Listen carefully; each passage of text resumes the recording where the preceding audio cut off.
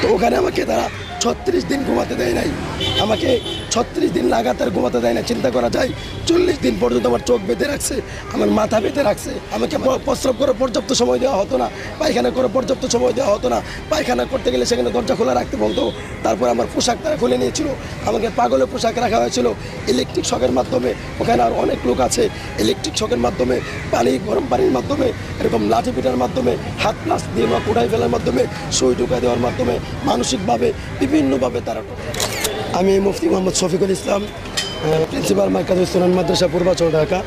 তো আমাকে গত জানুয়ারি 2022 সালের 13 জানুয়ারি রোজ বৃহস্পতিবার রাত 8টা 35 মিনিটে মোহাম্মদপুর কৃষি মার্কেটের সামনে থেকে আমাকে তুলে নিয়ে যায় সাদা পোশাকধারী লোকেরা, ডিবি পরিচয়ে তুলে নিয়ে যায়। তো সেখানে তারা প্রথমে একজন আমাকে বলে, ভাই আপনি কি মুফতি শফিকুল ইসলাম মার্কাজুস সুনান মাদ্রাসার প্রিন্সিপাল? তখন আমি বললাম জি। একথা বলতে আরেকজন কানে কানে বলে, আমরা ডিবির লোক, সোজা গাড়িতে ওঠো, নতুবা সোজা গাড়িতে উঠ, নাতে শ্যুট করে মেরে ফেলবো। একথা বলতে তাদের কালো গ্লাসে গাড়ির মধ্যে আমাকে ঢুকিয়ে ফেলে। তারপর আমার সাথে সাথে আমার ফোন নিয়ে ফ্লাই মুট করে বন্ধ করে দেয়। আমি তাদের অনেক বলেছি, তারা যেন আমাকে আমার পরিবারের সাথে যোগাযোগ করে জানায় যে আমি গ্রেফতার হয়েছি বা আমি প্রশাসনের লোকের কাছে আছে, কিন্তু তারা এটা করে নাই। তারপর তারা আমার চোখ বেঁধে ফেলে, কিছুক্ষণ পরে তারা আমার 2 হাতে হ্যান্ডকাপ পরায়। তারপর তারা আমাকে নিয়ে যায় এক জায়গায়।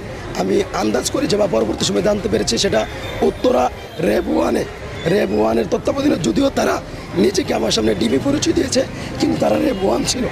র্যাব 1-এ তারা র্যাব 1 অফিসে না, অফিস এক জায়গায়, আর টর্চার সেলের অফিস থেকে আরেকটু দূরে। কারণ আমাকে জিজ্ঞাসাবাদ করা হয়তো টর্চার সেল থেকে, গাড়ি দিয়ে আয় নাই না, জিজ্ঞাসাবাদ করা হয়তো, টর্চার করা হয়তো। তো ওখানে আমাকে তারা 36 দিন ঘুমাতে দেয় নাই, আমাকে 36 দিন লাগাতার ঘুমাতে দেয় না। চিন্তা করা যায় 40 দিন পর্যন্ত আমার চোখ বেঁধে রাখছে, আমার মাথা বেঁধে রাখছে, আমাকে নিয়মতান্ত্রিক ওযু করতে দেয় নাই, নামাজ পড়তে দেয় নাই, তেলাওয়াত করতে দেয় নাই, আমার পর্যাপ্ত খাবার দেয় নাই, আমাকে আলো দেখতে দেওয়া হয় নাই, আমাকে কারোর সাথে কথা বলতে দেওয়া হয় নাই, আমার পরিবারের খবর দিতে দেওয়া হয় নাই, আমাকে প্রস্রাব করে পর্যাপ্ত সময় দেওয়া হতো না, পায়খানা করে পর্যাপ্ত সময় দেওয়া হতো না। পায়খানা করতে গেলে সেখানে দরজা খোলা রাখতে বলতো। তারপর আমার পোশাক তারা খুলে নিয়েছিল, আমাকে পাগলের পোশাক রাখা হয়েছিল ইলেকট্রিক শকের মাধ্যমে। ওখানে আর অনেক লোক আছে, ইলেকট্রিক শকের মাধ্যমে, গরম পানির মাধ্যমে, এরকম লাঠি পিটার মাধ্যমে, হাত প্লাস দিয়ে বা কোড়াই ফেলার মাধ্যমে, সুই ঢুকাই দেওয়ার মাধ্যমে, মানসিকভাবে বিভিন্নভাবে তারা টর্চার করতো। তারা বলতো আমাকে পাগল বানিয়ে ফেলবে। আর আমি শুধু কান্না করতাম, আল্লাহর কাছে দোয়া করতাম, আল্লাহ তুমি আমাকে সুস্থ রাখো, তারা জানি না আমাকে বাঁচায় রাখো। তারা আমাকে 3বার ক্রস ফায়ার দেওয়ার জন্য নিয়ে গেছিলো, তারা 3বার তারা আমাকে হত্যা করার জন্য নিয়ে গেছে, আমাকে ক্রস ফায়ার দিয়ে মেরে ফেলবে। আমি তাদের হাতে পায়ে ধরে বলতাম আমার কী অপরাধ, আমি কী করেছি। তারা বলছে তোমরা রাষ্ট্রের বিরুদ্ধে ষড়যন্ত্র করো, সরকারের বিরুদ্ধে কথা বলো, সরকারের বিরুদ্ধে বক্তব্য দাও, সরকারের বিরুদ্ধে জুমার খুতবা দাও। আমি বললাম আমি তো ছোটো মানুষ, আমার তো এত পরিচিতি নাই, আমি এতটা ফেমাসও না, আমার কথা কার কি আসা যায়। আমি আপনার এমন কী ক্ষতি করে ফেললাম, আমি তো কারো কোনো ক্ষতি করে নাই। আমি আমার জীবনে কাউকে বকা দেয় নাই, গালি করে নাই, কারো সম্পদ নষ্ট করে নাই, দুর্নীতি করে নাই, মিথ্যাচার করে নাই, কাউকে আঘাত করে নাই, কাউকে হত্যা করে নাই, কোনো ধরনের অপরাধ কারোর সাথে করি না। তারপরেও তারা আমাকে এরকমভাবে নির্মমভাবে অত্যাচার করে 40 দিন আমার চোখ বেঁধে রেখেছে। তারপরে 40 দিন পরে তারা আমাকে আমার পোশাক পরতে দেয়। তারপরে তারা আমাকে এক জায়গায় নিয়ে গেছে, সেখান থেকে আমাকে নিয়ে গেছে মেরে ফেলবে। তারপরে তারা এই গাড়ি চেঞ্জ করে অন্য গাড়িতে দিল। 40 দিন পরে রাত 12টায় আমি চোখ খুলে দেখি নীলফামারী র্যাব 13 সিপিপি র্যাব 13তে আমাকে সেখানে নেওয়া হয়েছে। আমি বললাম আমাকে আপনাদের কাছে কে দিয়ে গেলো? তারা বললো আমরা জানি, আমরা বলতে পারবো না, অন্য জায়গা থেকে দেওয়া হয়েছে, যেখানে তোমাকে নেওয়া হয়েছিল সেখানে তোমাকে মেরে ফেলতে নেওয়া হয়েছিল, তুমি বেঁচে গেছো, আমাদের কাছে আসছো। তারপরে তারা আমাকে অনেক টর্চার নির্যাতন করার পরও নীলফামারী র্যাব 13 এরা আমাকে টর্চার নির্যাতন করার পর আমি ব্যতীত আমার অসুস্থ হওয়া সত্ত্বেও তাদেরকে বলেছিলাম আমাকে চিকিৎসা করানোর জন্য। তারা আমাকে হসপিটাল নিয়ে গেছে, বলছে ডাক্তারের কাছে যাই বলবো তোমার কোনো অসুবিধা নাই। আমি ডাক্তারের কাছে বলতেছি যে আমার অসুস্থতার কথা, সেখানে ডাক্তার আমার কথা গ্রহণ করে নাই। তারাও ডাক্তারকে বলে দিচ্ছে যেন আমার কোনো অসুস্থতার রিপোর্ট তৈরি না হয়। ডাক্তার ভুয়া মিথ্যা রিপোর্ট তৈরি করেছে, আমি সুস্থ। তারপরে সেখান থেকে আমাকে ম্যাজিস্ট্রেট কোর্টে নিয়ে যাওয়া হয়, সেখানে আমাকে বই দেখানো হয় কোর্টে নেওয়ার আগে, যদি তুমি ম্যাজিস্ট্রেটের সামনে সব কিছু বলো এতদিন দেওয়া হয়েছে, তাহলে তোমাকে আমরা সেখান থেকে ম্যাজিস্ট্রেট তোমাকে নেবে না, আমরা আবার এনে তোমাকে গুম করব। আর যদি বলো আমরা যেভাবে বলি এইভাবে যদি বলো, তাহলে ম্যাজিস্ট্রেটের কাছে দিয়ে দিলে তোমাকে একটা মামলা দেওয়া হবে, তারপরে তুমি জামিনে বের হয়ে যেতে পারবা। আমি তাদের হাতে পায়ে ধরে বলছি স্যার যে কোনো মূল্যে হোক আমাকে বের হওয়ার ব্যবস্থা করুন অথবা ম্যাজিস্ট্রেটের কাছে দেন।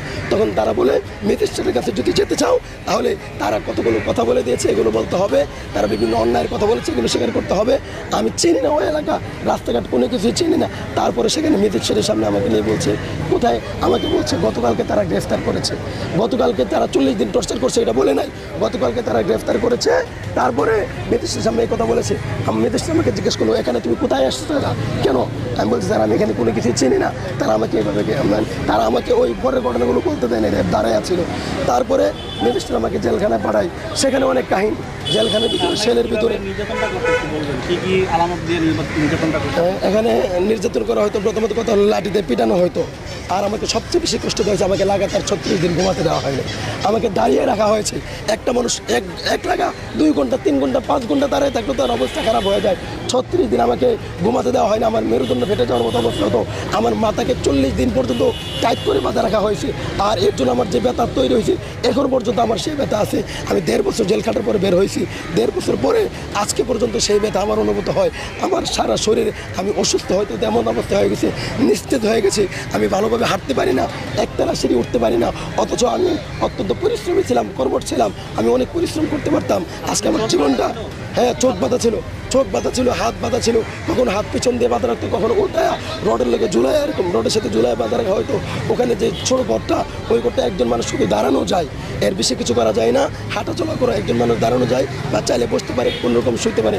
এত ছোট্ট একটা কবরের মতো একটা ঘর, ওই ঘরের মধ্যে সেখানে রাখা হয়তো, অন্ধকারের মধ্যে রাখা হয়তো। ওখানে সবচেয়ে বড় কথা হলো যে মানসিকভাবে আমাদেরকে ব্যাপক টর্চার করা হয়তো। আমাকে 18ই জুলাই 3টা কি 3:30টার দিকে আমাকে তুলে নিয়ে যাওয়া হয়। আমি তো আমার ছোট বাচ্চা আমার কাপড়ে প্রস্রাব করে দিয়েছিল, আমার কাপড়টা ভিজা। আমি বলেছিলাম যে ভাই আমি কাপড়টা চেঞ্জ করে দিই। চিলে যেমন স্বীকার করে ঠিক অমনিভাবে গেঞ্জি এখানে আমাকে একেবারে চাইন দোলা করে আমাকে টেনে এসেছে, নিচে নামাবে।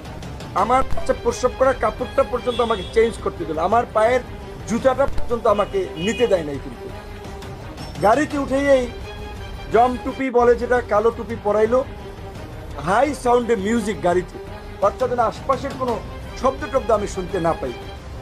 তারপরে রাতেই নিয়ে গেল, নিয়েই চোখ মুখ বেঁধে জিজ্ঞাসাবাদ এবং সেই সাথে অমানবিক, মানে বলতে পারেন যে আপনার অমানবিক মারধর করে। এক পর্যায়ে আমার শরীরে কাঁপুনি চলে আসে, আমার মুখ দিয়ে লালা বের হয়ে যায়। তারপরে তারা ডাক্তার আনে। তাদের সিস্টেম কতটুকু মানে মানসিক নির্যাতন করার জন্য উন্নত সিস্টেম, এই নির্যাতনের পরে তার ডাক্তার আনে।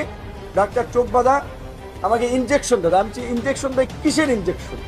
এটা কি ভালো না মন্দ, না এর সাথে কোনো জীবাণু ঢুকাই দিচ্ছে, আমি তো জানি না। আমি চোখটা কাপড়টা একটু সরিয়ে ভদ্রলোককে দেখার চেষ্টা করেছিলাম, সে কাপ করে আমার হাত ধরে ফেলছে। ওনারে কথা বলতে বলতে জিজ্ঞেস করলাম, উনি বলে আমাকে মাঝে মাঝেই এরকম আনে।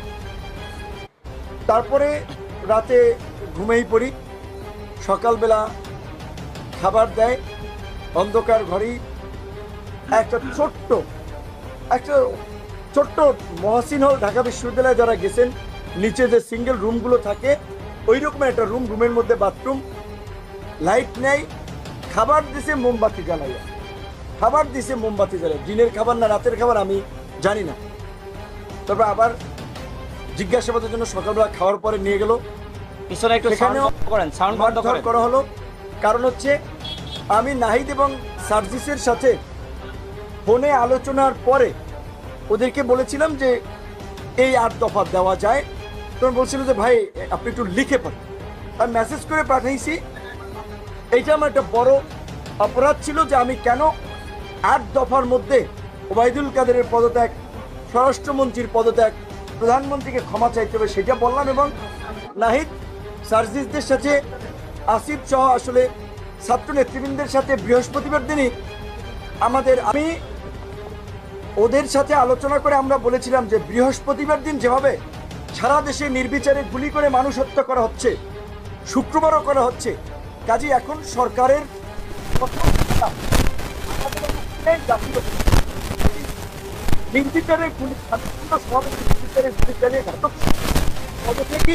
এখন গণদাতা এটা তো ওভার করে আলোচনা করছি। এইখানে ক্ষেত্রে আমাকে বেশি দরকার করেছিল এবং ওই দায়িত্ব দিয়েছিল আমাকে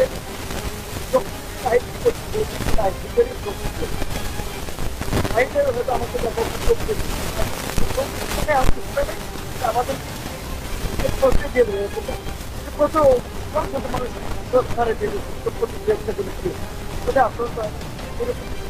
তারপরে আমাকে শুক্রবারকে নিয়ে তো সারাদিন শনিবার দিন অভিযোগ আমাকে দেওয়া হয়। তখন আমি ভোট দিয়ে ডিবি কার্যালয়ে আসি। ডিবি কার্যালয়ে ওখানে এডিসি অ্যাডমিন ছিল শাহিন শাহ। কতটা পাষণ্ড মুক্তিযুদ্ধের সময় আমরা শুনছিলাম হসপট করছে মায়েরা নাকি মেয়েদের বলছে বাবা একজন একজন করে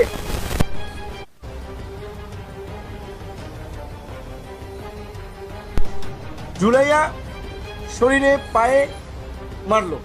কেন মারছিলেন? তাদের কিন্তু বেশিরভাগ ক্ষোভ হচ্ছে যে শালা তুই প্রধানমন্ত্রীকে নিয়ে কেন গালিগালাজ করিস, তুই আওয়ামী লীগের আমলে বিপি হইছস, তুই সরকার উৎখাতের আন্দোলনে কেন তারেক রহমানের টাকায় তারেক রহমানের হয়ে তুই আন্দোলন করস। এই ল্যাঙ্গুয়েজ মানে প্রফেশনাল কোনো খুব জিজ্ঞাসাবাদ না, জিজ্ঞাসাবাদ যা করেছে করেছে। আবার একটু দেখেন এই যে নাট্যকার ডিবি হারুন সাথে বাতের হোটেল ম্যানেজার, আমি বলছি যে তিনি নাট্যকার, দারুণ অভিনেতা। নাট্যকার ডিবি হারুন আন্দালি প্রমাণ পার্থর সাথে আমার ব্যক্তিগত সম্পর্ক ছিল। আমি ঈদের আগে তাকে বলছিলাম যে আমি একটু ওই ফ্যামিলি ক্রাইসিসে আপনি 10 লাখ টাকা আমাকে ধার দেন, আমি আপনাকে আবার দিব না। তো সে বলছে যে তোমার সাথে তো আমার ধারের সম্পর্ক না, ঠিক আছে এই এখন এইটা নাও, আর যদি মেকআপ না হয় আবার নিও। সে 4 লাখ টাকা ধার, মানে আমাদের একটা ব্যক্তিগত সম্পর্কে যে ঈদের আগে সেইটারে বানাইছে 64 লাখ টাকা দিছে নাকি, এবং কত ধরনের রংচং মাখাই প্রচার করলো। এবং এই যে ধরেন সেই সময় টিভি, 71 টিভি বা এরকম ধরনের আরো অনেকে রংচং মাখিয়ে প্রচার করেছে। এখন আমি সময় টিভির স্টাফদের দোষ দেবো না, 71 টিভির স্টাফদের দোষ দেবো না, তারা তো চাকরি করে, তাদের অর্ডার ক্যারি করতে হয়, তারা করেছে। কিন্তু বিশেষ করে এই কথাটা এই প্রসঙ্গে চলে আসছে এই কারণে আমি নিজে এখন খুব উদ্বিগ্ন আমার নিরাপত্তা নিয়ে, দেশের ভবিষ্যৎ নিয়ে। যে দেশে যা চলছে এটা তো আর একটু নৈরাজ্য চলছে, এই নৈরাজ্য চলতে পারে না। এখনই মার্কেট দখল, বিল্ডিং দখল, টিভি চ্যানেল দখল, লঞ্চঘাট দখল,